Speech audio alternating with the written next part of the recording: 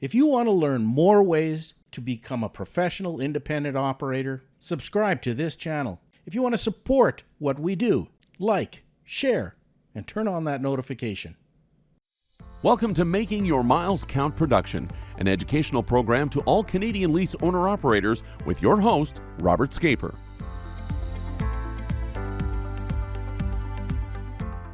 Well, welcome again to Make Your Miles Count podcast, and today we got a very different topic that's related to trucking only from a distance, I guess. It is charity and inheritance, and that it is something. It's much more financial in nature. Whether you're a truck driver or otherwise, when it comes to charity and inheritance, it's a topic that we all have to, at some point in time, usually have to deal with. And I combine charity and inheritance because it all has to do with giving. Whether you give while you're alive or whether you give after your death, how exactly do you want your money to reflect who you are? The basic thesis of the entire podcast is our finances, our personal finances, business finance, whatever it is, our finances should reflect our personal values. So that means if we're religious, whether it's Muslim, Christian, Hindu, Sikh, Judaism, if our religion is a deep part of our of who we are and it's our value, it should at some point in time reflect in what we do with our finances. There should be a flowing of our finances towards our values, and the higher the value of, say, our religion is, the higher the value the higher the probability that our money goes towards that. But it doesn't necessarily have to be religious either. There's individuals, for instance, let's say they are pro-LGBT. If they are pro-LGBT and they want their finances to reflect their values, then they should be giving charitably towards it. Their inheritance, when they write out a will, their money should be going there, life insurance policy or whatever it is, it should reflect that. If a person is pro-choice or pro-life, either one, it should reflect. If you're very strong in one, our finances should be reflected in what our true, real values are. That's the general premise of this podcast. But the question, I guess, really is: does our finances reflect our personal values? And if a person just bumping down the road and holding the steering wheel, think back all of the transactions that we're doing. Does our finances reflect what our true values are? And that's an exercise that everybody should be doing at one point in time. If everything that we, if our checkbook, if you look back on your checkbook or your transactions in the last couple of years, if everything goes towards personal consumption, that basically the implication is there that our values are ourselves. Yeah. And our personal comfort, personal enjoyment, whatever it is, that reflection. There was a great saying, I can't remember who said it, but basically says, if you take a look at a person's checkbook and bank account, I can tell you exactly what is important to them, because it will reflect exactly what it is that you're spending your money on. And charity, I put charity and inheritance the same thing, primarily because our money should reflect our personal values. Whether we're living or whether we're dead, we should have them aligned. This could be, for some people, extremely controversial, but hopefully not going to make it very personal to anybody. But but it is something to think about, and see whether we're living a consistent life or not. And like when it comes to charities, charity is a humongous industry, especially in North America. Billions and billions and billions of dollars a year goes into charity. There's a whole array of different kinds of charities. Everything from political to religious to ideological charities, and so we have there's no defense that we just can't find a charity that reflects what we believe. Probably the bigger thing is what do we think is our real values? That's probably a bigger question to know what that is. I don't consider myself a huge expert in this field, even though I've been for over 20 years a president of a foundation that has a registered Canadian charity. The organization can give out tax-deductible receipts and the like, but it's the simplest basic type of charity in Canada. That it can issue out a charitable donation receipt, but it can only give funds to another registered Canadian charity. So it's probably the simplest form of foundation that's out there. So I have a little bit of understanding of charities, but there's like I said, there's a huge array of different types of organizations. Some that are extremely poor registered Canadian charities, and some that have literally hundreds of millions, even billions of dollars in bursaries and stuff like that, funds available for them. And that is it's a huge industry managed primarily independently by individuals on boards, and some of them are private, some of them are public. Most people, at least in our circles, are familiar with religious charities. That's probably the largest largest charitable organizations are religious organizations, but not always. Depending on the country and depending on the area and segment, it's quite a bit. The move to charities. Oh, let me back up a little bit. Prior to the early 1900s,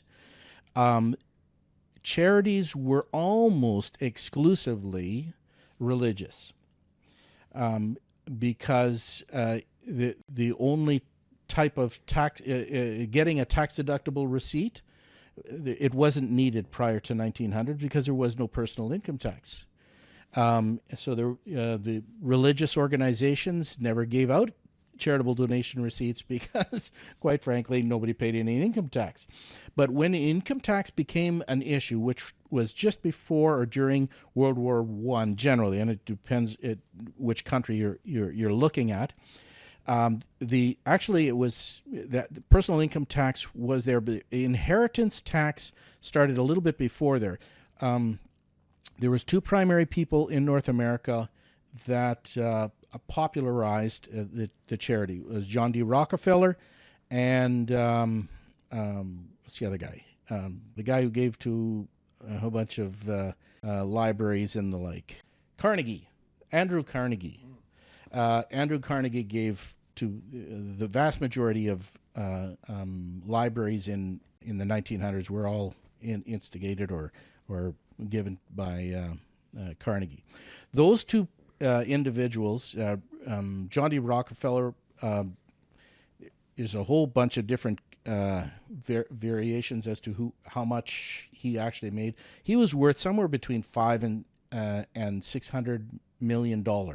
Now, that was in the 1905 time frame, so there is humongous amount of money even in today's dollars, but it would be billions and billions of dollars in today's dollars. Andrew Carnegie he was valued very similar. He was the owner or primary owner in U.S. Steel, and of course John D. Rockefeller was Standard Oil, and the government at the time, I think it was Roosevelt. I think it was the first Roosevelt. He said we're going to tax the uber wealthy and inheritance tax and stuff like that. So as they were pushing that through as in terms of laws and legislation, these guys said, well, goodness sakes, instead of us giving it all to the government, we're just going to start our own trusts or a charity, Rockefeller Foundation and the Carnegie Foundation, and we're going to give it all there so we don't have to pay taxes, and then we can control that money in a state that so they still retained control of it. They couldn't consume it themselves personally, but they could at least control it, and that's the purpose or how charities that were non-religious. That's basically a lot of the where it came from. So hundreds of millions of dollars were put into these foundations and the like. That was the reason for it. Tax avoidance. We still have the exact same principle today. If you give $1,000 to a charity, that's a tax deductible donation. For your corporation, it's 100%. It's the same as giving, for fuel expenses or a new tire or something like that, dollar for dollar.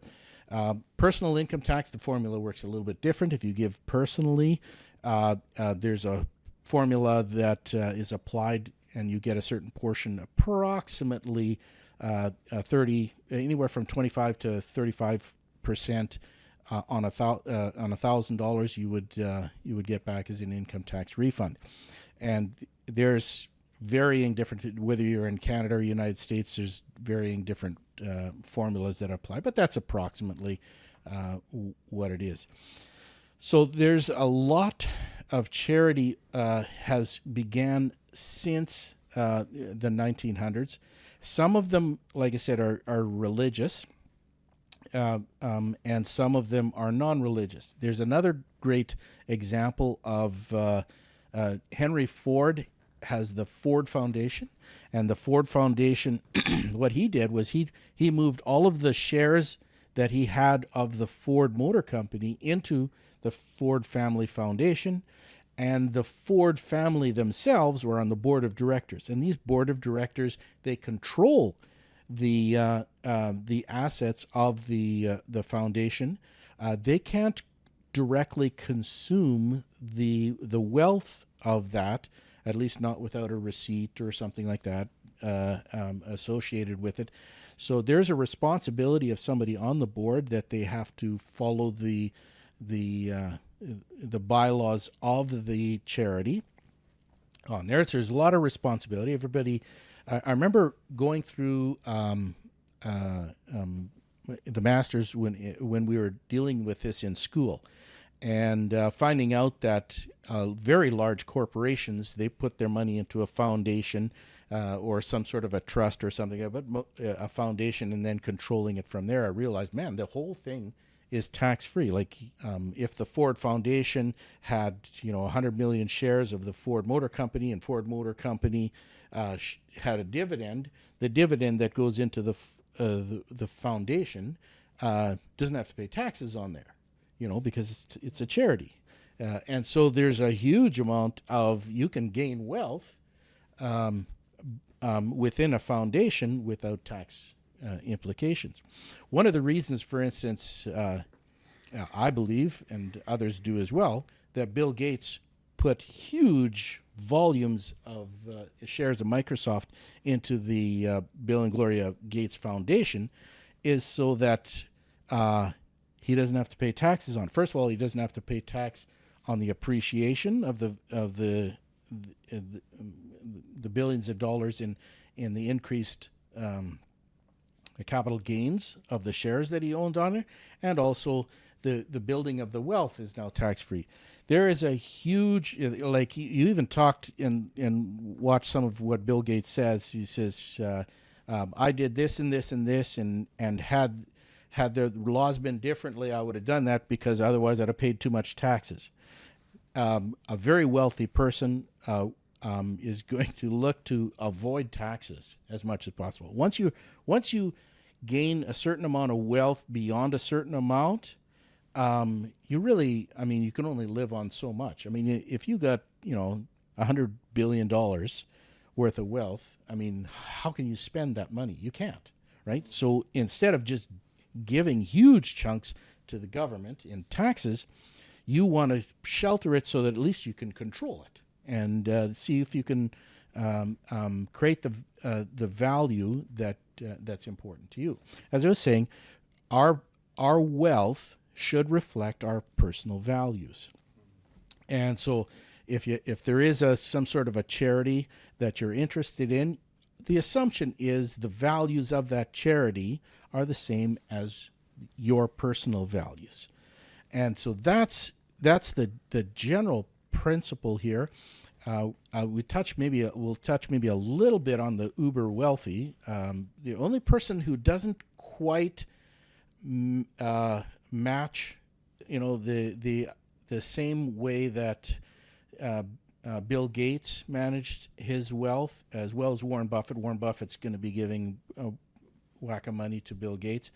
Elon Musk is a little bit of an anomaly. He paid billions of dollars in taxes a couple of years ago, and his the way he manages it isn't always a direct reflection of money being the most important thing. He's actually he bought Twitter for $44 billion, and at best it's maybe worth $20 billion. Mm-hmm. And he doesn't really care about the losing $24 billion because it's something that's really important to him, and which is exactly what my point is. He values, say, for instance, free speech, and so he'll invest in it, and it'll reflect. So his money is reflecting what his values are, and that's even as little as the money that we manage on a daily or a monthly basis. Our values should be reflecting what we're spending our money on, or the other way around. What we spend our money on should be reflecting it. And this topic is, like I said, it's very much what I want people to think about in there. And there is a lot of implications to the nonprofits. There are some really good nonprofits.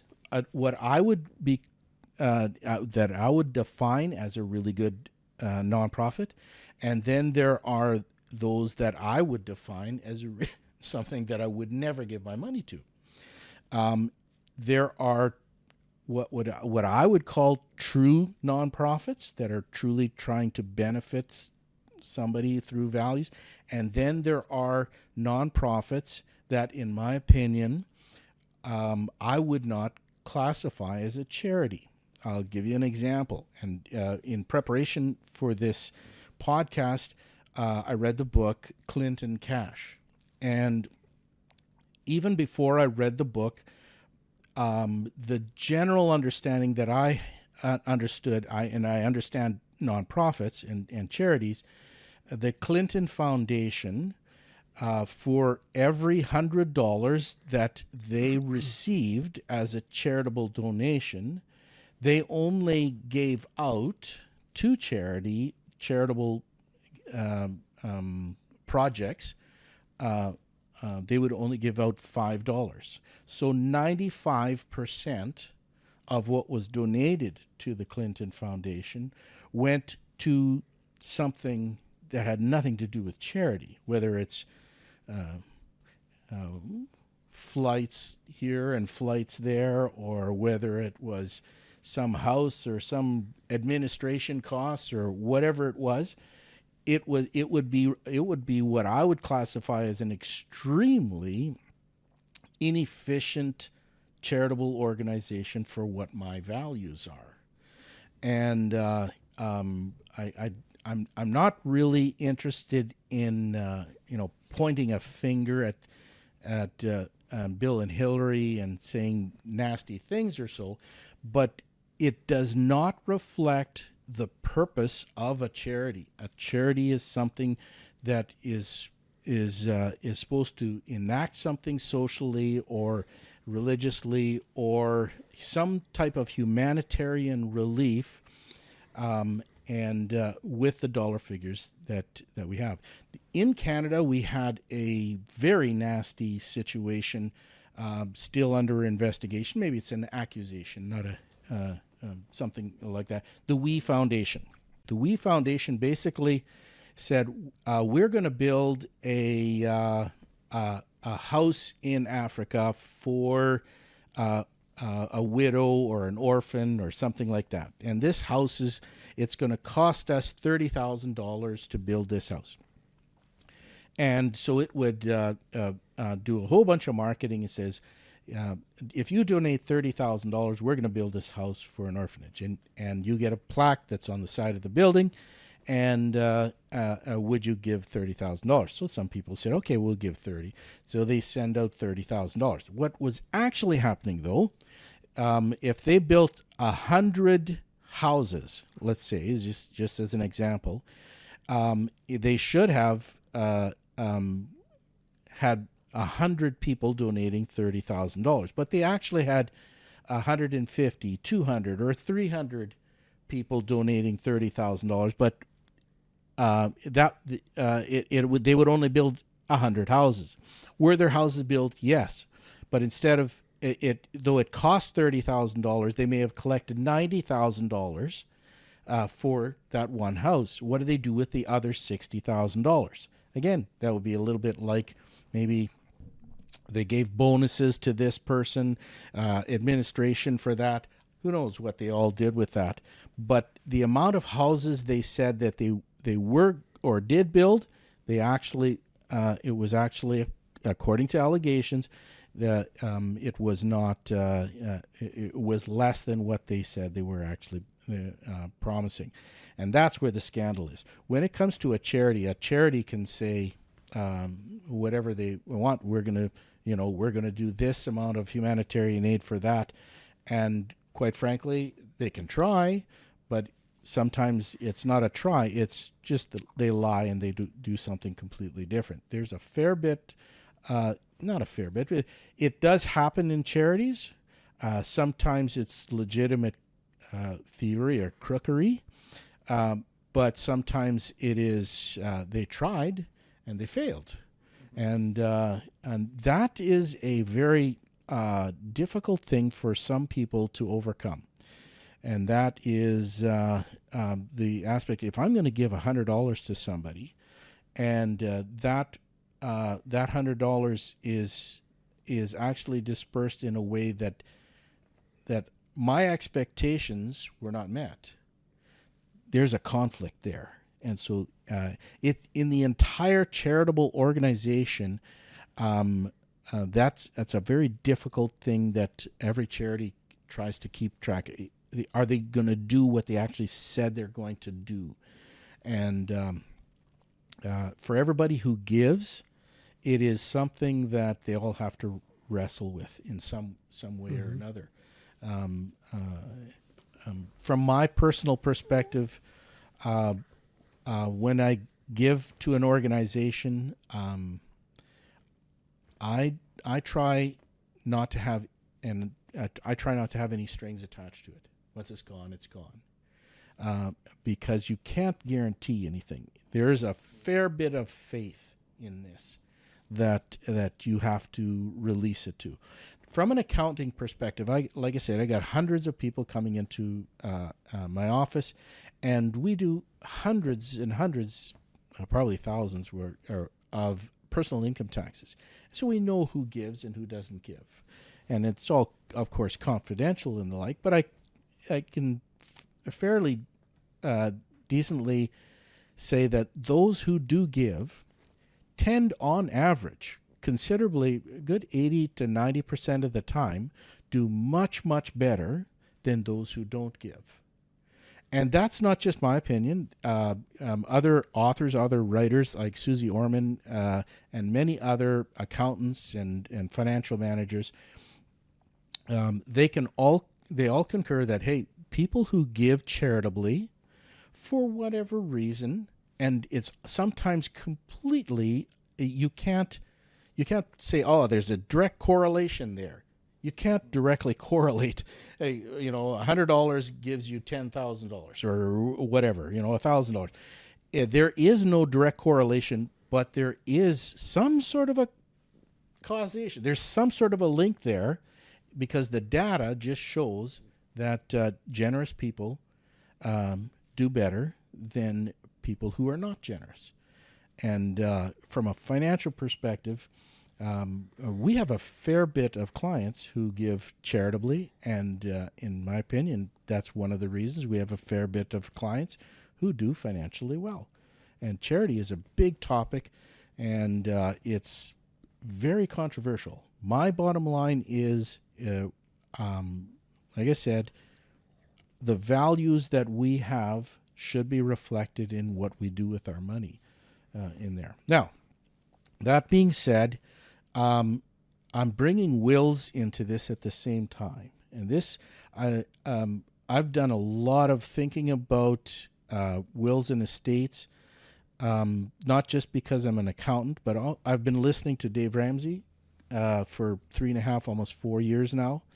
And probably every 2, 3, 4 months, he gets onto a rant or and he brings out a really, really good point. Let's say, for instance, the average truck driver at the end of his life is worth maybe $500,000 or even $1 million. And they're writing out a will. Let's say they have 2, 3, maybe 4 kids or something like that. The general impression is, let's say you have 4 kids and you have $1 million. What do? You split it 25, 25, 25, 25%, right? That's the general understanding of a will and estate. But does it actually line up with our values and our perspective on where we want our finances to go? Charity, yes, we can give charity while we're living, but when it comes to wills and estate after we're passed away, is it good? Because Dave Ramsey brought out a great example. What if one of our kids is an alcoholic or a cocaine addict?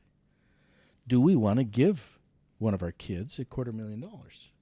Well, you're going to kill him probably if he's a cocaine addict. So is it the responsible thing to do? Is it something that's truly loving and caring? What if you can give an unbelievable amount of different illustrations on this, but different religions, for instance, would a Muslim or a Hindu or a Sikh or a Jew, if one of their children abandons their faith, is it something, should they be in their will? If the general understanding of a will is, well, you just split it evenly among the kids, is that the right thing to do? How's that for a Christmas topic over Thanksgiving? Merry Christmas. Yep. Merry Christmas. You don't qualify for my values, so you're out of our will. Yeah. Very difficult. I had a client. I admire this client unbelievably. They actually had to stop driving truck because their daughter had a child out of wedlock, and then the child became whether a cocaine or heroin addict. Okay, and so was neglecting the child. Okay, so our client had to go through the court system to adopt their own grandchild, and make sure that there was a restraining order from the mother to the grandchild. Now, they had a restraining order because once every 2, 3, 6 months, the child or the mother would have a fit of conscience and want the child or whatever, and then create unbelievable chaos. So there had to be a restraining order, and not just chaos from the parents' perspective, but violent chaos. So horribly difficult choices and decisions that they had to make. Very, very difficult. The person had to they had to stop driving because now they're in their senior years, 60, 65 years of age, and now they had to raise a child, like a 2-3-year-old child, and dramatically changed their life. And they were relatively wealthy, and so what do they do with an inheritance in that case?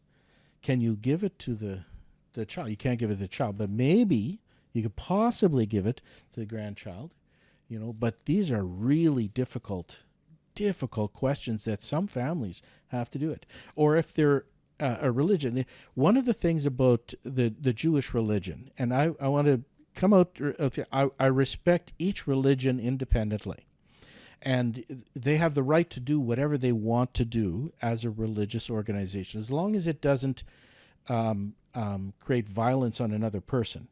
But if somebody was born in a Jewish family and then converts into another religion, a Jewish family, after a series of trying to reconcile or so, realizes that the person has left the Jewish faith, they actually have a funeral for that child.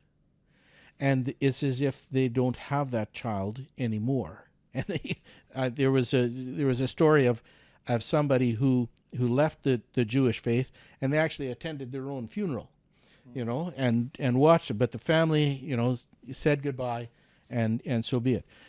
Obviously, in that case, the person is much more out of the will than it's more than just out of the will. But think like a Hindu, a Muslim, a Sikh. What if one of their children do not reflect their personal values anymore? What do they do with an inheritance? Do they have some sort of mechanism where they draw the line and say, as of this date, no longer? And these are the issues that I'd like to at least discuss a little bit here, because I'm of the belief that finances is not a goal in life. All finances does is just reflect our personal values. It's just a tool.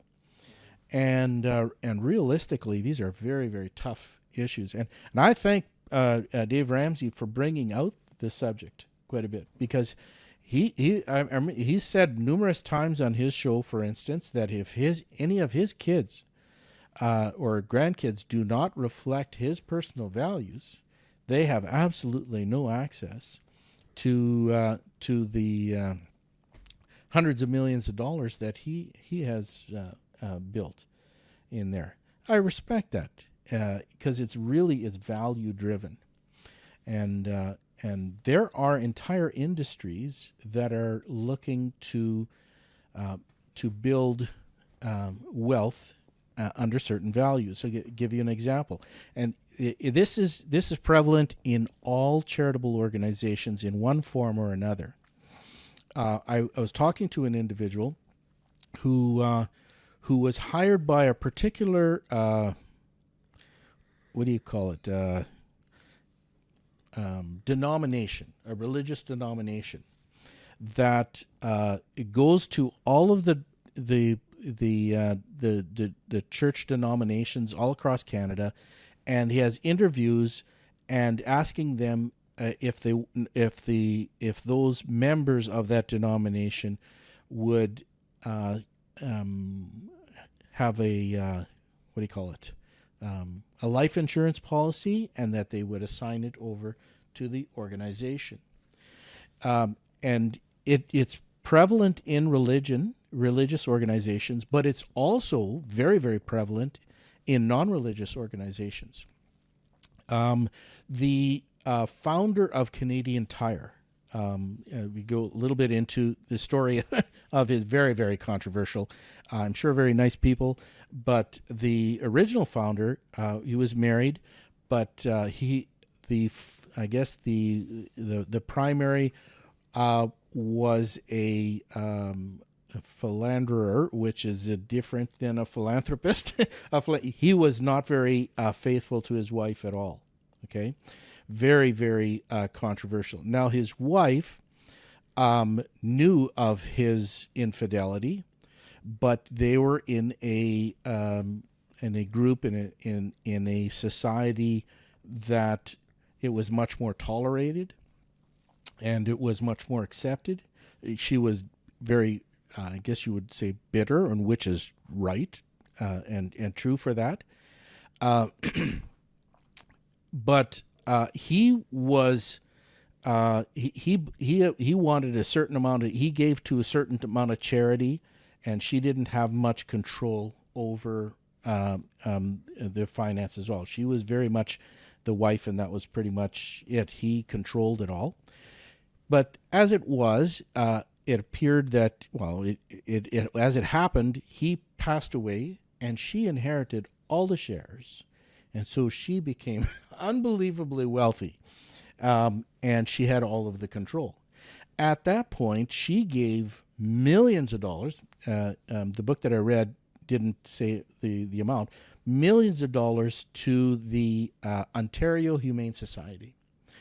And if you wonder why the Humane Society in Ontario has so much influence and so much power and ability to put up billboards and all stuff, she gave millions and millions of dollars in a bursary. And a bursary is just basically a huge fund that a certain percentage of that fund can be spent every year. And so let's say if the person gave $10 million, then that means that $500,000 a year they could spend out of there, and so they can do a whole bunch of things for $500,000 every year, and it lasts indefinitely. So she gave it several decades ago. And the Ontario Humane Society has huge bursary, or it did. I'm not sure what they have right now, but at the time. So they have an amazing amount of funds available. And that's a legitimate charity that can be given for. And there are a lot of charities in Canada and North America who are funded like that, where you have one individual giving huge amounts. And so they sometimes have a disproportionate amount of influence, power, and control because they have access to huge amount of money, because one or two or several individuals gave just tsunami levels of funds like that. That's one example. There's another one that just came out in the media that a foreign country, let's just put it this way, I'm not getting into politics here, but a foreign country gave an unbelievable amount of money to a special interest lobby group in Canada that was able to shut down a certain type of industry here in Canada just because they had huge amount of funding from an outside of Canada source, and it affected our industries here in Canada. And so sometimes countries from around the world who wants to shut something down in Canada, or their competitor or something like that, can do it through a charity. Now, it all has to be recorded, and it all has to be presented to Canada Revenue Agency, and they look through it all and stuff like that. But it's very, very difficult, if not impossible, to stop something like that, at least at this point in time. Maybe new legislation will come along, but an awful lot of things are done through charities. Sometimes we take a look at what's going on, say, in the media and stuff like that, and we think, how does this small little insignificant segment of society have so much impact? How can they have so much impact? And that's because some charity somewhere got a whack of money, and it's in completely disproportionately represented financially, and that can happen. That's the industry, and in my opinion, it's not that people should shut down charities, or the government shut down charities, because in life there's what helps society and keeps society running is two things: government and charities. And in my opinion, people should be giving to the right charities to reflect their values, and less and less, if they can, to government, because I believe there's too much government. But that's my personal view. I think everybody here would agree. Government has too much control. So really, if you want government to reduce in size, charity has to increase, just in order for society to function appropriately, and like so. That's pretty much the discussion about charity and functions and stuff like this, and we can either give charitably at the end of our life through our inheritance, or we can give charity on an annual basis, regular annual basis, something like that. But realistically, this is a very, very big topic. What are your thoughts and feelings on this? I personally believe giving, it benefits you more than it harms you. Yeah. People say, well, how can you give so much money away? You don't even notice it. Yeah. We've done that, oh my goodness, over 30 years, where we give quite a bit of money away. Mm-hmm. And I think it frees yourself from money ruling you. Yeah. And if you want to know where a person's heart is, find out where their money goes. Yeah. And that's just the long and short of it. We personally in business, we saw a benefit immediately when we started giving money away. Mm-hmm. And even to today, like I tried it one day, and I think I might have shared this once before, but I tried it one day. My truck was causing trouble, and I spent like $30,000 just on repairs in 1 year. And I thought, this is crazy. So we quit giving money away completely. Well, that's when the trouble really started. Oh. And I thought, what in the world? And this just continued. I thought, okay, something's got to change here. So whatever, I said to my wife, I said, this ain't working. And she says, you know what the problem is? And I said, okay. So we started giving again. And I told God, I said, I will give what you're asking me to give, but I need you to bless my business. And it was immediately, when I did that, immediately things turned around. And for one whole year, all I did on that truck was oil changes. And that's the truth. Yeah. It's hard to explain to somebody. You can't explain it. There is, like, you can't point a finger. The only explanation they say, well, you did so much maintenance before that you finally, there was nothing more. You can excuse it away, but it's we tough. see it to today. Yeah. From a young age, I made my commitment to charity probably around 26, 27, somewhere in there. I always played with it beforehand. Maybe I give it a little bit, not maybe a little bit, and every time I didn't, I could not make it to the next paycheck. Yep. And I go, oh, dang, we're a little bit behind. Oh, okay. Oh. And then finally I said, okay, then I give. Oh, I made it to the next one. Oh, maybe made it to the next one. Oh, made it to the next one. Well, then you won't give again. Boom, instantly, couldn't do it. And all it took was probably about 2.5 years. I played with that. Finally got so frustrated, I said, forget it. That's it. This is it. Clump. I'm done. I'm done. I'm giving, and that's it. And that was it. And it's not so much that I never had bad times after that. Actually, when it really came down to it, between 1999 or 2000 and 2003, I went through horrible times. And I just, even then, during that whole time, I never stopped giving. And some people may call it foolishness or something like this, but I just never do. And I can't explain it. And some people look at it and say, well, there is no causation then, because, I mean, you're in the toilet and you just, whatever. But really, that's my personal value. I just chose it, and that's it. Let it be what it is, so be it. What's your... I can't say that there was a specific time when I or we started definitely making charitable priority, but it it was younger. I guess it started off raised in a religious home, that this is what you do. And I remember Dad talking about taking care of all the widows and the orphans, and like, you know, all the underprivileged. There's areas where, you know what, you just go and you help out. Yeah, you don't get a receipt. You don't get all this kind of thing, but you're being a productive part of society. You know, you're shouldering some of those that can't get back. And I looked at it, and at you know, when you're young, you just, well, okay, that's just what we do. And then I looked at as you get older, as I got older, I realized, you know what, there's more people doing that. And those people that are doing that, they're not hurting too bad, you know. And the ones that are always needing help, it seems like they always need help. And how come? What is the difference? Well, they're thinking they're in a hole and they can't give.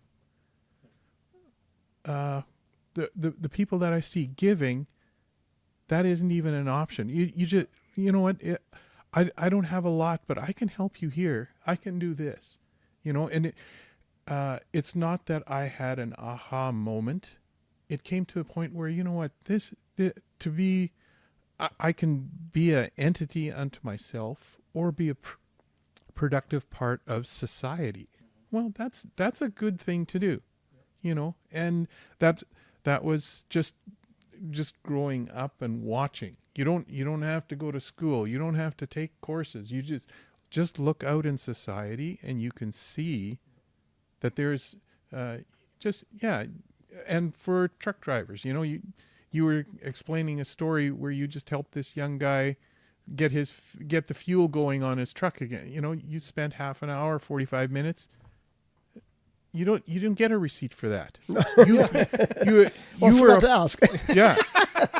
Yeah, you were a productive part of society. That networking, you know, our country becomes stronger. How do you explain that? You can't.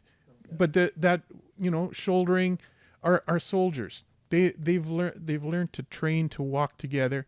They don't know exactly what this guy's going through or that but you know, you've been trained. You just follow in these steps, and it works. Yeah.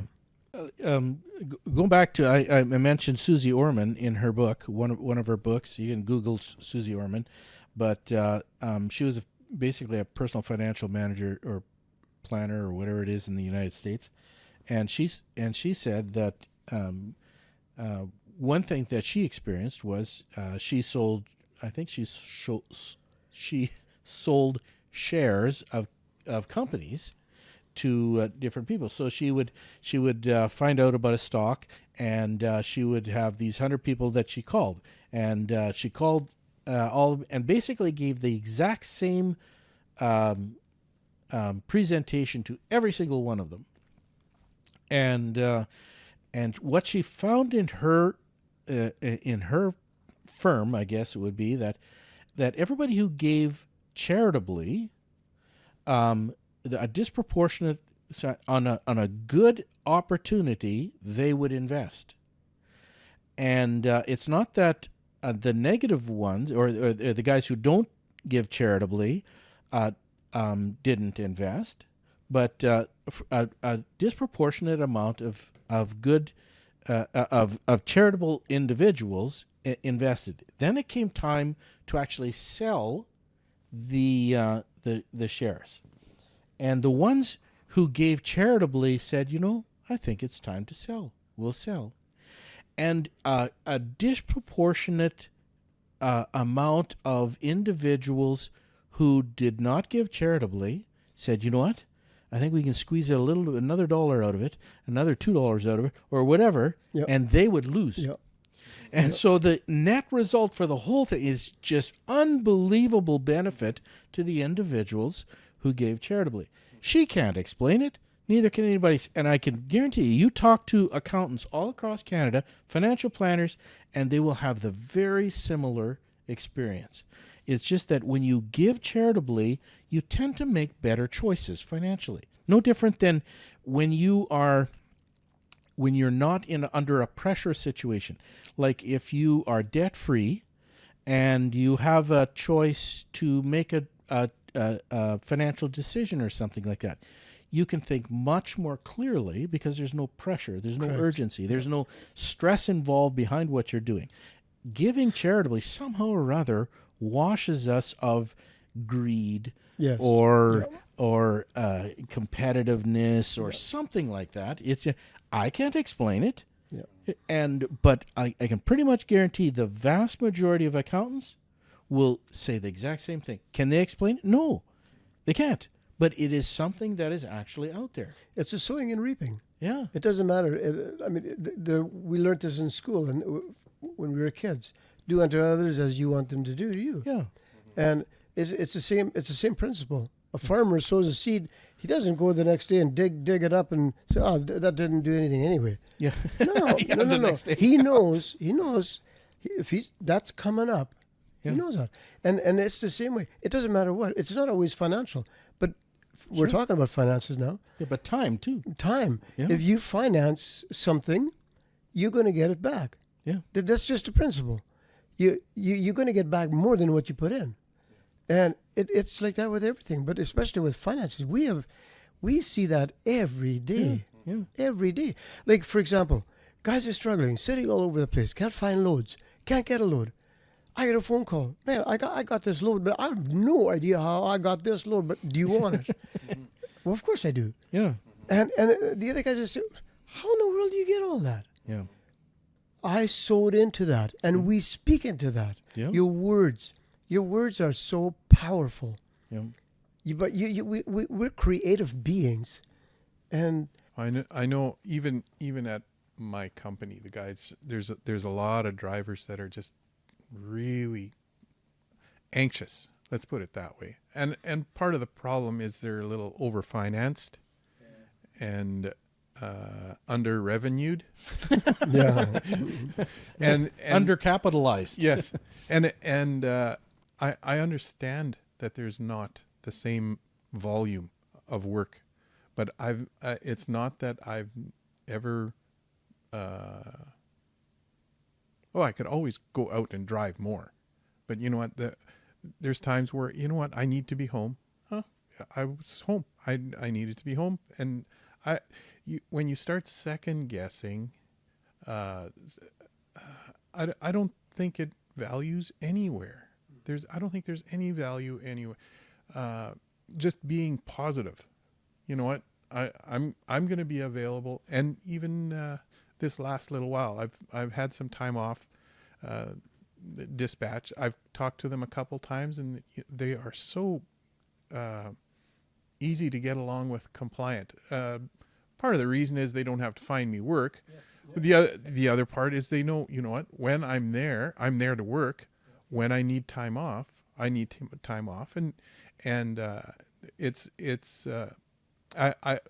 I've really learned to appreciate my dispatch the last little while.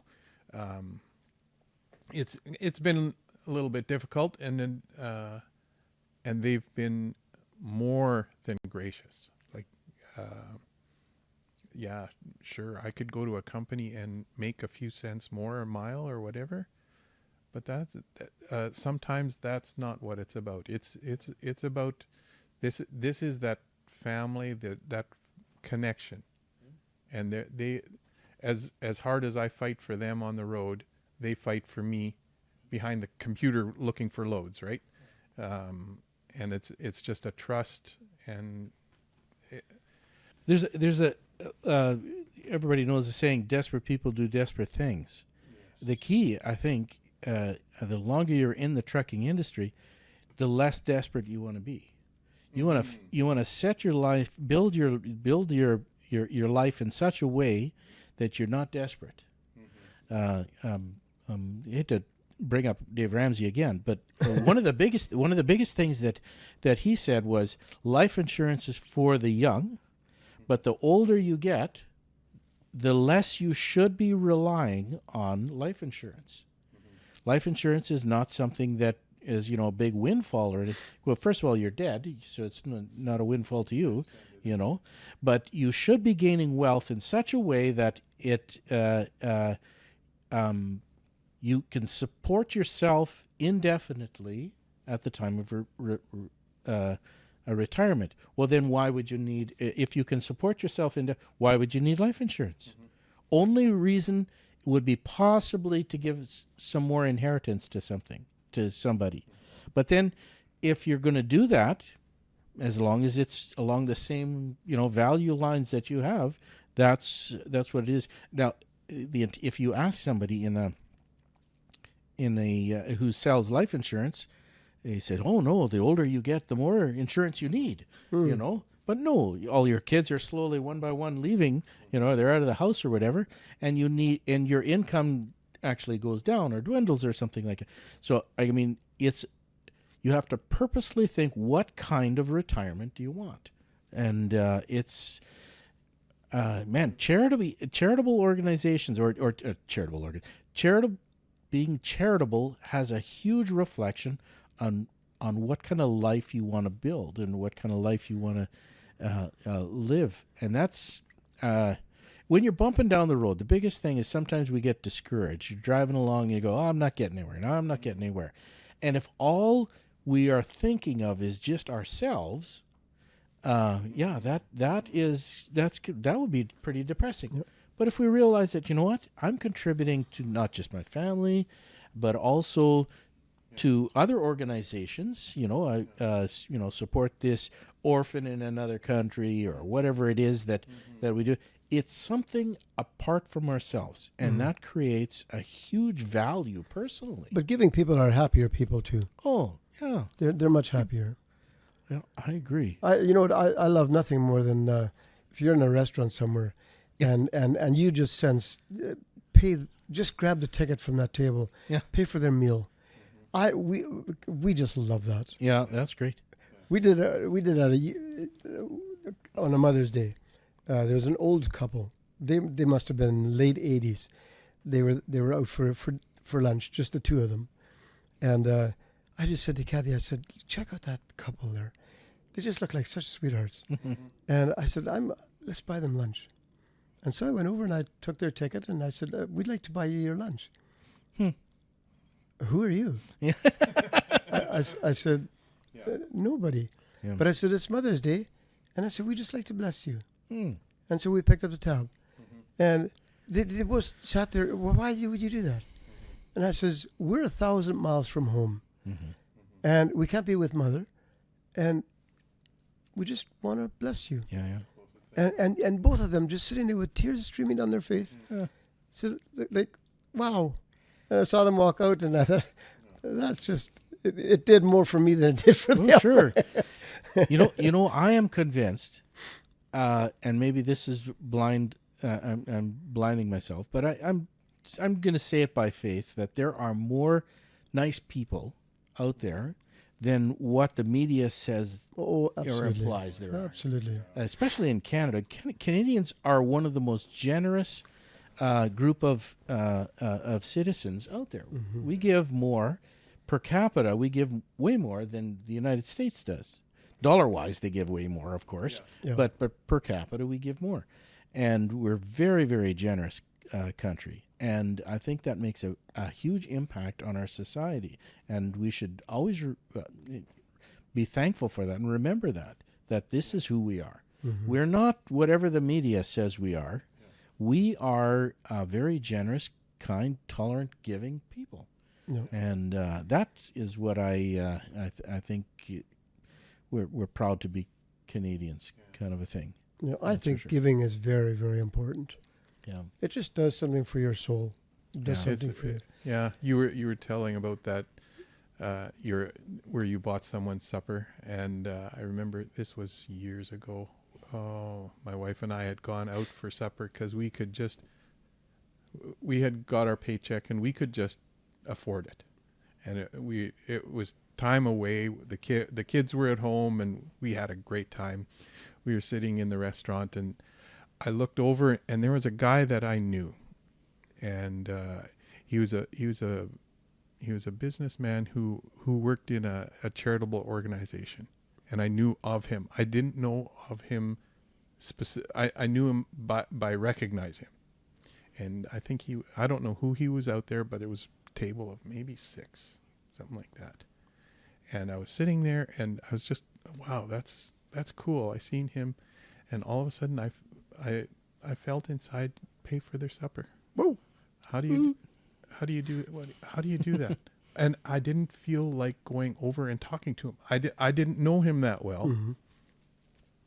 But I think this is maybe the second time I've ever told this story.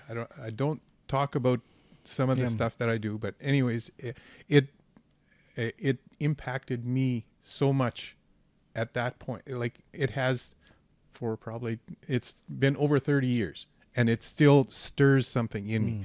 But I went over, I went and paid my bill, and I talked to the waiter, and I says, I want to pay for that table. Well, they're not done yet. Okay. Whatever they have on there already, put another $50 on there so that all of their desserts or whatever they want is taken care of. And then put another $30 on the card for your tip, because I want you to manage all of this. And the guy just, well, who are these people? I'm not sure. I know of them, but this is what I want. Are you sure? Like, you want me to go tell? No, don't tell them. When they leave, just let them know that it's taken care of, and you're taken care of. Wow. And my wife and I left, and we felt so good and almost crying inside, because we're doing.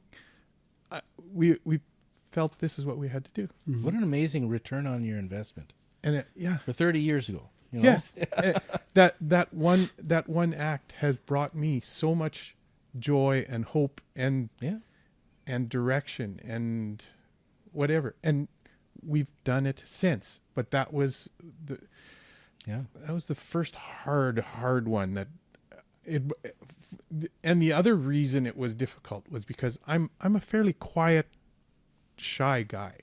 To get out of my comfort zone, talk to this guy and make all of these arrangements, it was uncomfortable,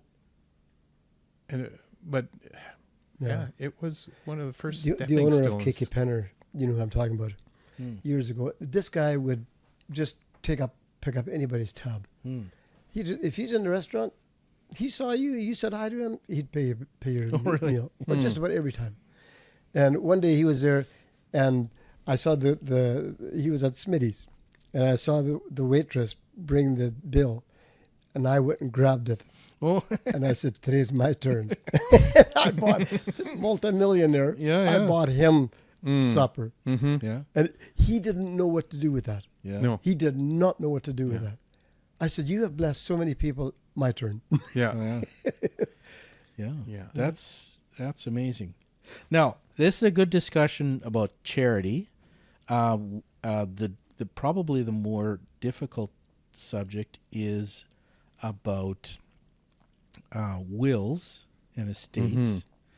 And do you give inheritance to offspring that do not represent your values? That is really controversial. I'm not going to tell somebody what to do, that kind of thing, but definitely it is a conflict. We mentioned before, do you give an alcoholic or a cocaine addict, $200,000 or something like that? And that's pretty clear that you probably kill the person. Yeah, could very well kill, and you don't want to be responsible for that. But if an individual clearly does not represent your own values, realistically, our society, if you take a look at what's all going on, not even in the media, the conflicts come from opposing values. One person values this, their feelings on this, and another person values that. And realistically, our funds should represent what our values are. And that topic would have to be addressed very, very, Very tenderly. Tenderly, exactly. And you and your spouse have to be in agreement. Oh, on I that know. one. My wife and I have gone through about 2 years now, reevaluating some stuff that we're doing, and I'm a big believer, and I've learned again, the Jeepers from Dave Ramsey, that if you're going to change your will in any way, and then you should change it and make sure that the kids know about it. Yeah. And because if it's at all controversial, then you don't want to put that on your spouse No. or somebody else, and then they'll be mad at you for the rest of their life. You know, you got to be transparent and take the hits right up front and say, listen, until you smarten up, then this is what we've decided. That is actually a very good point. I've never ever thought of that. Yeah, But boy, you Yeah, gotta you have kahunas for that. Oh, yeah. Sometimes. Depends on the kid, Oh, how yeah. old they are. Can Yeah. you imagine? You know, you're 60, 70 years of age, and then suddenly you're 40, 50-year-old kid who's certainly not reflecting your own personal values for whatever. and cut out the will. Yeah, there's a huge like a lot of the younger generation, they have this entitlement. Oh yeah, attitude. yeah. And some of them are just basically living and waiting for people to die. Yeah. Oh, I know. Holy I've cow. heard people say it. Yeah. Yeah, wish the person dead so that they could get the inheritance. Yeah. Well, Like how? what in the world is that parent doing? Should they not rewrite their will and say, oh, by the way, you're out of the will? Yeah. Like, it's not, you don't want to do it in a, a vindictive way. Right. You say, listen, these are my personal values. And this is my money. And this is my money. It is not your money. Yep. And my values will go, or my money will go to my values. Or maybe marriage, our money will go to our values. Yeah. Yeah, talk about Well, separating the kid's Yeah. mind from their head. Well, Whoa, it's interesting. that could be 'cause dangerous. what was it? Just a year or two, or maybe it's a few more back. But there's been some high profile sports players. I'm not even sure exactly who it was, but they said their kids are not getting any of their money. If they do get anything, they have to have. And he's got specific. Maria Osmond. Marie Osmond?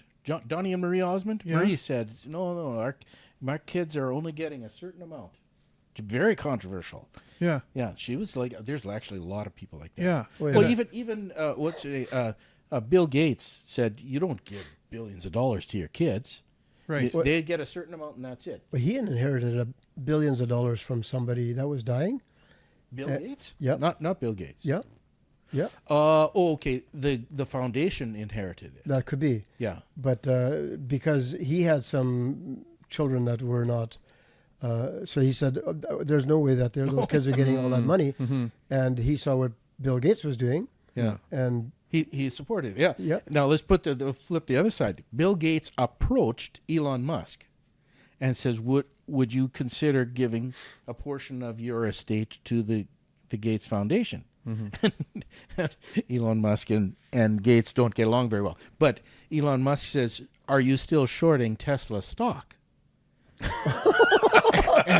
and he said, "Well, yeah. Well, why would my value system is for climate change and cleaning Yeah. up the environment, and you're shorting the very thing that I have.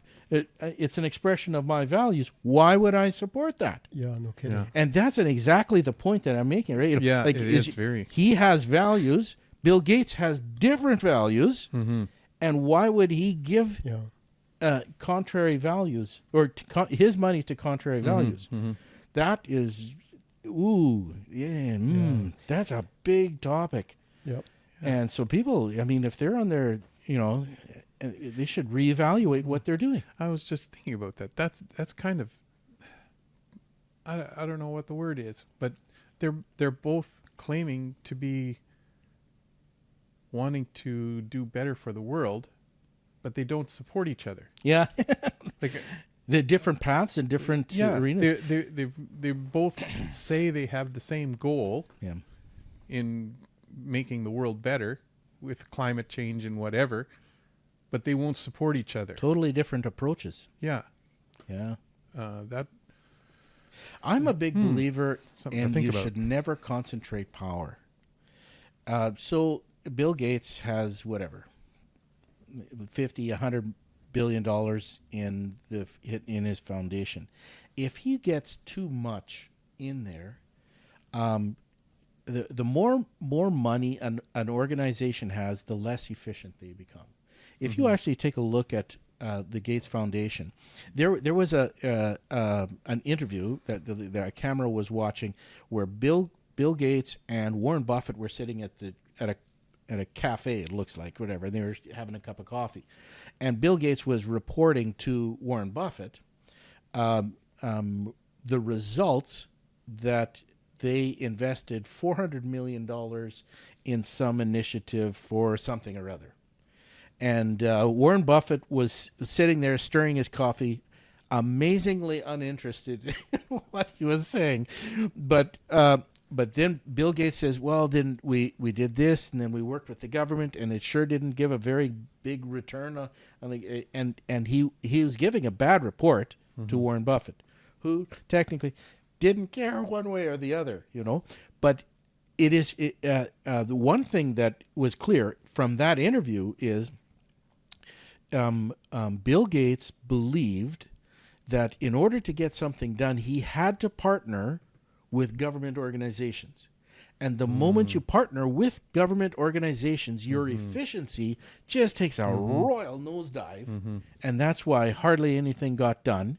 They threw hundreds of millions of dollars at something that basically you could have burnt it and at least got the warmth from the from the glow of the fire, and so that is a huge factor. NGOs, or non-government organizations, historically are way more efficient than government organizations. You look at any government organizations, there's unbelievable inefficiencies in government. Never underestimate the inefficiencies of a government. They could, for every $100 that they send towards welfare, maybe $10 gets into the pocket of somebody who needs it. So it's unbelievably inefficient, and so there's a natural tension between NGOs and GOs, and where if I look at an organization and they are deeply intertwined with a government organization, I'll back off. Yeah. I'll just say, you know what? I got other areas that are because I know inherently there's unbelievable amount of inefficiencies there, and the bang for my buck is just not going to be there. That's amazing. Anyway, but well, I that's sort of what developed my personal viewpoint, I guess, is over the years the government has taken over areas of society that we should be taking care of ourselves. Yeah. Can I tell that story I said before? That one? I won't say the name of any organization, but there's a local charity that was started by this lady about 40 years ago. Oh, yes. That she was she had a huge burden for the mentally handicapped. And she developed a whole bunch of things so that they could do certain activities and all sorts of things. And she spent 40 years of her life not just helping mentally handicapped people, but building an organization. They had 30, 40, however many, 50 employees, and the entire organization was charity based. And people both joined the organization and gave to the organization based on the passion of the leader. The leader was deep in it. We have to help these people, and we have to give them the quality of life. And all of the employees were of like mind. I just really appreciate this leader, and this leader is very passionate about it. And I like going to work. I don't care how little I'm paid. We belong to an organization that's doing phenomenal for this thing. Just absolutely great. And so it came point in time where she had to retire. She couldn't do much anymore physically, and so she had to hand over the baton. And she developed a board, or she actually did beforehand already, developed a board, and then the board took over, and then it was the responsibility of the board to find a replacement for her. Well, the people on that board were they had some academics in there and some professionals, and their response was, well, okay, if we're going to hire a president or a CEO of this organization, well, they have to have a master's degree in this or in that or whatever it was, and the directors of these different departments, they have to have at least a bachelor's degree, and their wages that the organization are going to be paying them has to be at a certain grade, because it has to reflect how much education they have and stuff like this. Well, prior to that, all of the employees, if you had a heart, you were automatically given work to do, and it had nothing to do with how much education you had. Well, slowly, when this board took over the organization, and it became heavily bureaucratic. Well, this is how you do things. Well, now you're going to hire an accounts payable. Well, they have to have so much education and stuff like this, and so they're very selective. And they built an organization that reflected more of a bureaucratic mindset. The people in the organization seen that and say, hey, these people are just here for a job. Mm-hmm. And so why am I here?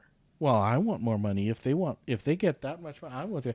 And so the atmosphere, the entire charitable organization started to change. And it sort of it reflected the values of the board at the time. And bit by bit, when that happens, everybody's asking for more. All of a sudden, the cost to run the organization starts to become kind of heavy. And they don't have money to expand. They don't have money to do this. And they start cutting this program and cutting that program. And it becomes very, very top heavy. Well, it's a charitable organization, so now they have to raise more money. So now they have to have a marketing department to raise money, and they go out and they start doing this and do that to raise more money. And it becomes just an organization that feeds itself. And they lost sight of the mentally handicapped that they were actually serving. In there. And so it became a self-serving thing. Well, the more they do that, the less charitable donations they get. And then they say, well, let's get the government to give us a grant just to make it through this year. So they apply for and they get the grant, and everything's fine. Okay, they make it through this year. Then the next year, well, we're going to need the grant again because we're short. And so they get another grant. And then they say, wait a minute, we can't do this every year. We should go for regular government funding. So, well, then they ask the government, how do you get regular funding for this project, these projects?